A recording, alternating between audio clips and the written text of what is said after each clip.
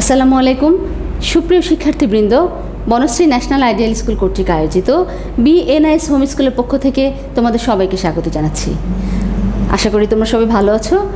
আমি শামিমা শিরিন, সহকারী শিক্ষক বাংলা বিষয়ের।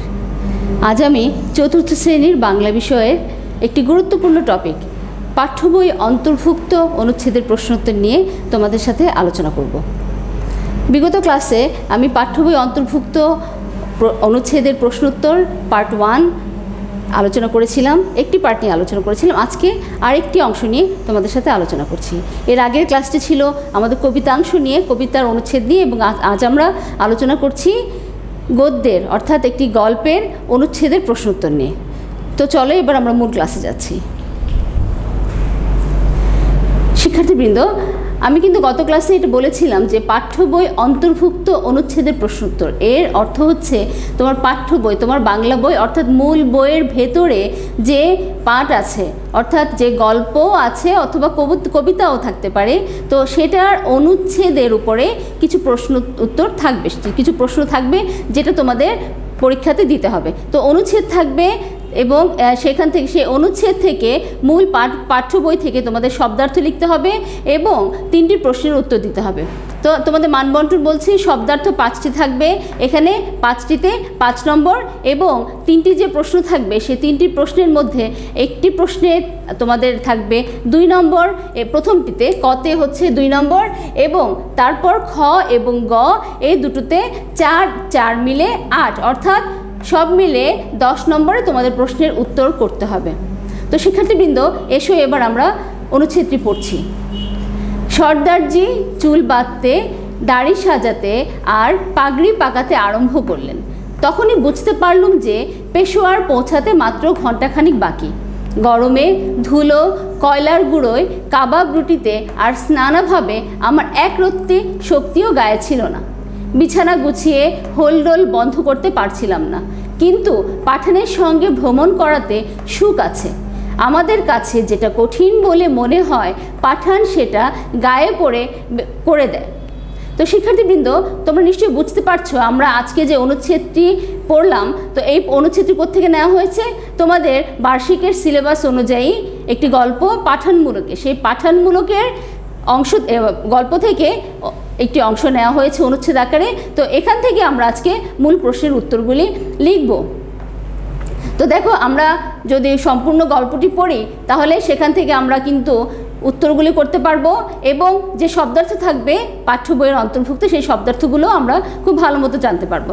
এবার দেখো, আমাদের যে শব্দার্থ আছে, আমরা বলেছি যে শব্দার্থ 5 নম্বর। তো আমরা মূল অনুচ্ছেদ পড়ে বুঝলাম যে আমাদের যে লেখক, এই লেখক পাঠানমূলকে গল্পের লেখক সৈয়দ মুজতবা আলী একবার কোথায় গিয়েছিলেন? পাঠানমূলকে গিয়েছিলেন, এবং সেই পাঠানদের তাদের যে আচার আচরণ, তাদের জীবনযাত্রা প্রণালী এবং তাদের যে আন্তরিকতা, এই বিষয়গুলি এখানে খুব সুন্দর করে তুলে ধরেছেন। এখানে দেখো শব্দার্থ, এই শব্দার্থ প্রথম শব্দটি হচ্ছে স্নানাভাবে। স্নানাভাবে এই শব্দের অর্থ কি? স্নানের অভাবে, স্নানের অভাবে। একরত্তি হচ্ছে একটু বা অল্প। হোলডোল শব্দের অর্থ হচ্ছে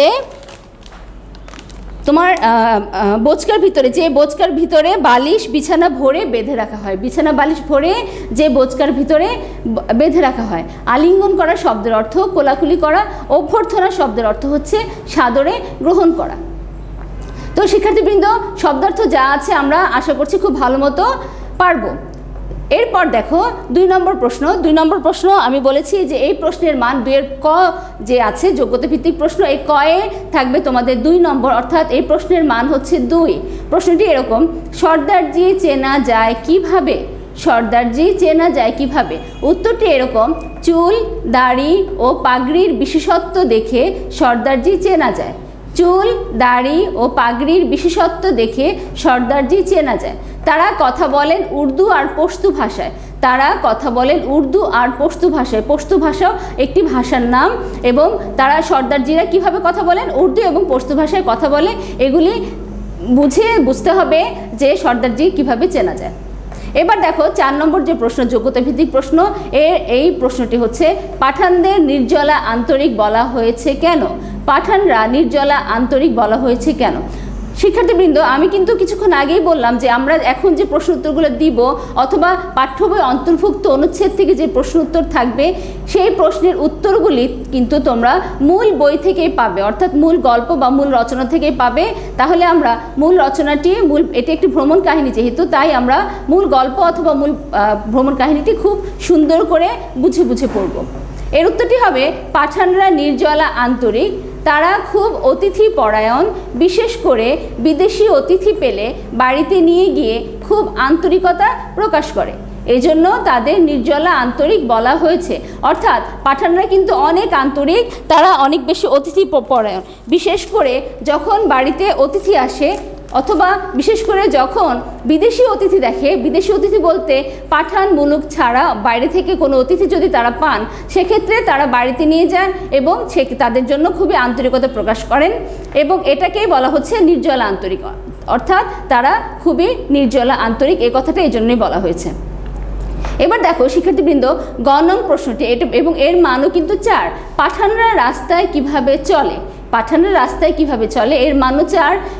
এই প্রশ্নের উত্তরটি তোমরা বই পড়ে সুন্দর করে গুছিয়ে লিখবে, এটি তোমাদের বাড়ির কাজ থাকবে। তবে আমি তোমাদের কিছুটা ধারণা দিচ্ছি পাঠানরা কিভাবে রাস্তায় চলে। আমরা জানি, আমরা গল্পে দেখেছি পাঠান মুলুকে রাস্তায় যে যার মতো চলে, কেউ কারোর জন্য রাস্তা ছেড়ে দেয় না, এতে তাদের স্বাধীনতা নষ্ট হয়, ঘন্টা বাজিয়ে চিৎকার করেও কাজ হয় না, দুর্ঘটনা ঘটলে তারা মারামারি গালাগালি করে না, এমনকি পুলিশকেও ডাকে না, এই কারণে গাড়ি এঁকে বেঁকে রাস্তা করে নেয়। অর্থাৎ পাঠানরা কীভাবে রাস্তায় চলে, রাস্তায় তারা কিন্তু এঁকে বেঁকে চলে এবং তারা কেউ কারোর জন্য জায়গা ছেড়ে দেয় না, তাদের স্বাধীনতা যাতে নষ্ট না হয়, এবং ঘন্টা বাজিয়ে চিৎকার করেও কোনো কাজ হয় না। এই ক্ষেত্রে দেখা যায় যে দুর্ঘটনা ঘটলেও কিন্তু তারা কখনো পুলিশকে খবর দেয় না এবং কখনো তারা মারামারি করে না। এমন তো দেখা গেছে যে এই কারণেই যে পাহাড়ের যে পাঠানদের যে রাস্তা, সেই রাস্তায় তারা গাড়ি এঁকে বেঁকে সুন্দর করে চালিয়ে নিয়ে যায়। আচ্ছা দেখো, এবার আমি তোমাদের বাড়ির কাজ দিচ্ছি। আমাদের বাড়ির কাজ এই প্রশ্নটিই থাকবে, তোমরা গুছিয়ে সুন্দর করে প্রশ্ন উত্তরটি লিখবে। আজকে আমাদের ক্লাস নম্বর ছিল 21, আমাদের বাড়ির কাজ নম্বর হবে 21। আমাদের আজকের প্রশ্ন যোগ্যতা ভিত্তিক প্রশ্ন, পাঠানরা রাস্তায় কিভাবে চলে। তো শিক্ষার্থীবৃন্দ, আশা করব তোমরা খুব সুন্দরভাবে এই প্রশ্নের উত্তরটি লিখবে। ইতিমধ্যে তোমরা জেনেছো যে বাড়ির কাজের খাতার উপরে আমরা নম্বর প্রদান করছি, তোমাদের সিটি, ডায়েরি এবং এসবি এর যে নম্বর, তো আমরা সেই নম্বরগুলি তোমাদের বাড়ির কাজের খাতার উপরে দিচ্ছি। তাই অত্যন্ত গুরুত্ব সহকারে আমার এই কথাগুলি আমলে নিয়ে তোমরা অবশ্যই যার যার বাড়ির কাজ করে সুন্দর করে বাড়ির কাজটি করে যার যার ভবনে জমা দিবে। তো শিক্ষার্থীবৃন্দ, আশা করছি আজকের এই ক্লাস থেকে তোমরা অনেক কিছু বুঝতে পেরেছো। আজ এই পর্যন্তই, তোমাদের সবার জন্য শুভকামনা রইল। ধন্যবাদ সবাইকে। আসসালামু আলাইকুম।